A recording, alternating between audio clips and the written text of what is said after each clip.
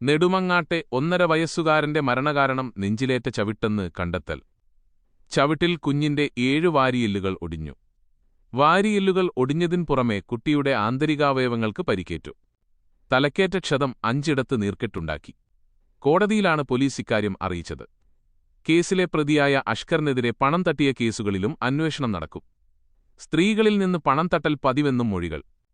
വിവാഹവാഗ്ദാനം നൽകി പണം തട്ടലിലെ പരാതികളാണ് അന്വേഷിക്കുക. അമ്മയുടെയും രണ്ടാനച്ഛന്റെയും മർദ്ദനത്തെ തുടർന്ന് മരണപ്പെട്ട 1.5 വയസ്സുകാരൻ നേരിട്ടത് ക്രൂരപീഡനമാണ്. പനവൂർ കരിക്കുഴിയിൽ വാടകയ്ക്ക് താമസിക്കുന്ന അഖിലയുടെ മകൻ അർഷിദാണ് മരിച്ചത്.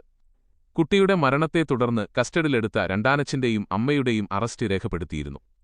അമ്മ അഖില, രണ്ടാനച്ഛൻ അസ്കർ എന്നിവരെയാണ് നെടുമങ്ങാട് പോലീസ് അറസ്റ്റ് ചെയ്തത്. പോലീസിന്റെ ചോദ്യം ചെയ്യലിൽ കുഞ്ഞിനെ മർദ്ദിക്കുന്നതായി താൻ കണ്ടിട്ടുണ്ടെന്ന് അമ്മ തുറന്ന് സമ്മതിക്കുകയായിരുന്നു. ചോദ്യങ്ങൾക്കൊന്നും രണ്ടാനച്ഛൻ മറുപടി നൽകിയിരുന്നില്ല. അന്വേഷണത്തിൽ കുട്ടിയുടെ ജനനേന്ദ്രിയത്തിൽ ആഴത്തിൽ മുറിവും കാലിൽ പൊള്ളിച്ചതിന്റെയും പാടുകൾ കണ്ടെത്തി.